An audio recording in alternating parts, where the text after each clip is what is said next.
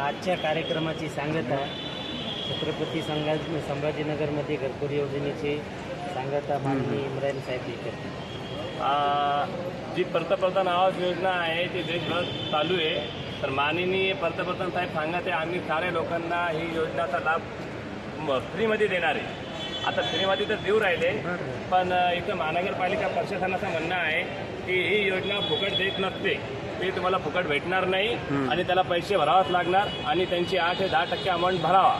आणि आम्ही त्यांना वारंवार निवेदन दिले की 10% अमाऊंट तुम्ही हटवा, मग लोक भरणार. त्यांनी जर आमची आज मागणी जर हे पूर्ण नाही केली तर आम्ही या संदर्भामध्ये समीर साजिद बिल्डर विरोधी पक्षनेता यांना भेटलो. ते आम्हाला आश्वासन दिले की बा आपण एक मीटिंग घेऊ, त्याच्यामध्ये तुम्ही सारे लाभार्थी या आणि जे तुमचे प्रश्न तिथं मांडवा. तर आम्ही पंतप्रधान आवास योजनेसाठी वारंवार 2 महिन्यासाठी संघर्ष करत आहोत, पण आम्हाला कोणत्याही अधिकाऱ्याकडनं समाधानकारक उत्तर भेटत नाही.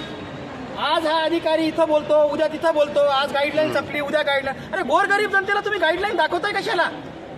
प्रत्येक अधिकारी आज म्हणते का ही केंद्र सरकारची गाईडलाईन आहे, तो म्हणताय हा राज्य सरकारची गाईडलाईन आहे.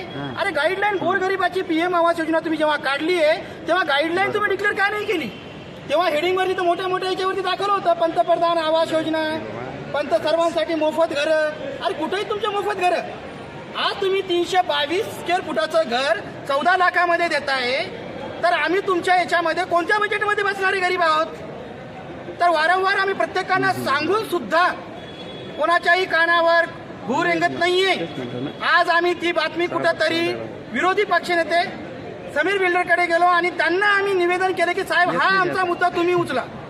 त्यांच्या संग आमची अर्धा ते पाऊण तास चर्चा झाली आणि त्या चर्चेमध्ये त्यांनी आम्हाला असं सांगितलंय की तुमच्या ज्या अटी आहेत त्या आम्ही शिथिल करू आणि आयुक्त साहेबांसोबत मीटिंग करू आणि जे काही निष्कर्ष निघेल ते पुढे आम्ही तुम्हाला कळवू. जर कुठेतरी आमचं समाधान झालेलं नाही तर पुढच्या येणारे जर त्यांनी ही तारीख वाढवली तर आम्ही सामूहिकरित्या सर्वजण जो आहेत लाभार्थी आहेत, आमच्या तर एवढं 14 लाखाचं घर घेणं होणार नाही, कुठेतरी आम्ही कॅन्सलेशनचा फॉर्म सर्व समूहाने येऊन आयुक्त साहेबांना गुलाबाचे फूल देऊन आणि संविधानाची परत देऊन आम्ही आमचे घरं कॅन्सल करू. बस आज याच नगरपालिकेला एवढं सांगणं आहे. जय भीम. मिर्जा सैफ अली, और मैं ये कहना चाहता हूँ कि ये जो दिव्यांगों को भी एक श्रेणी में रख रहे हैं और सभी लाभार्थियों को ये कह रहे हैं कि बैंक के नियम आपके लिए बदल नहीं सकते, ये RBI की गाइडलाइन है.